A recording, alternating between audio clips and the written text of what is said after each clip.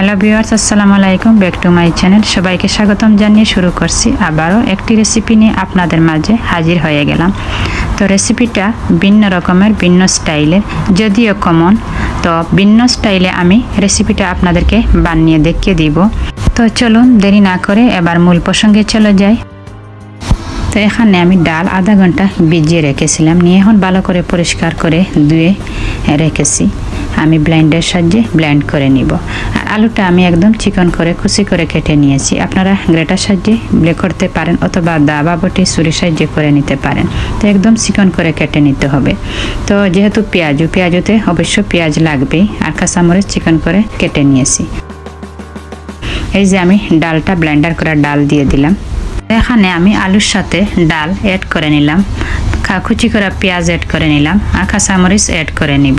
তো ডাল বেশি দেওয়া যাবে না, আর নয় ডালের পেঁয়াজি হয়ে যাবে।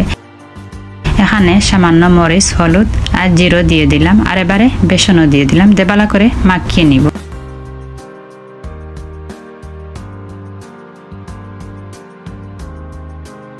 তো এবারে আমি ধনে পাতা অ্যাড করলাম। ধনে পাতা অবশ্য দিতেই হবে, আর একটি ডিমও অ্যাড করে নিলাম। তো এখানে আমি চটপটির মশলা অ্যাড করে নিলাম সামান্য। তো চটপটির মশলাটা দিলে মিক্সড পেঁয়াজটা খেতে অনেক সুস্বাদু হয়। তো এগুলো আমি ভালো করে মাখিয়ে নিব হাতের সাহায্যে। তো এই তো মাখানো হয়ে গেল। এবার অ্যাড করব চালের শুকনো গুঁড়া 1 চামচ, এই তো দিয়েই দিলাম, দিয়ে ভালো করে আবার মাখিয়ে নিব। তো এই তো মাখানো শেষ। এবার আমি একটি ফ্রাই প্যান নিয়ে নিলাম। তো চলুন এবার আর দেরি করা যাবে না, এই তো ফ্রাই প্যান বসিয়ে নিলাম, আর ফ্রাই প্যানে আমি রান্নার রেগুলার তেলও দিয়ে দিলাম।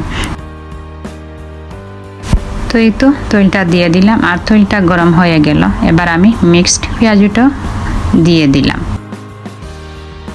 তো এই তো আমি ফ্রাই করছি, মিডিয়াম আঁচে ফ্রাই করব।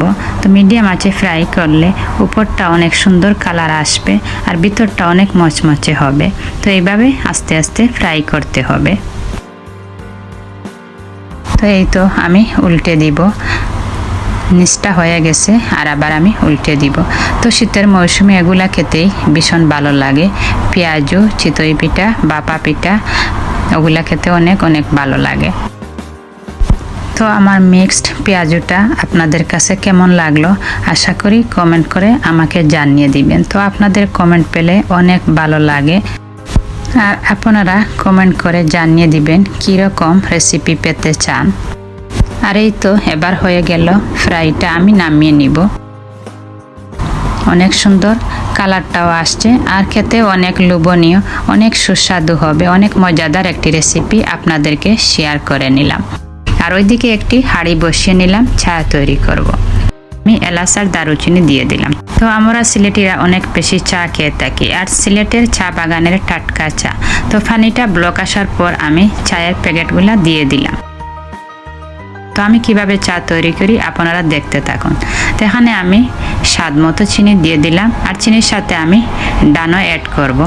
তো এই তো আমি এবারে চাটা দিয়ে দিব।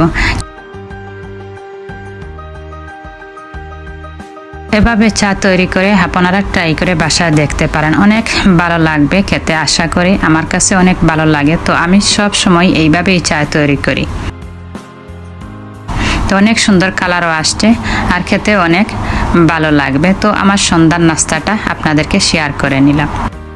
চতুর্দিকে ছড়িয়ে ছিটিয়ে শেয়ার দিবেন, ফ্রেন্ড এবং ফ্যামিলির সাথে শেয়ার দিবেন, বিভিন্ন পেজে শেয়ার দিবেন।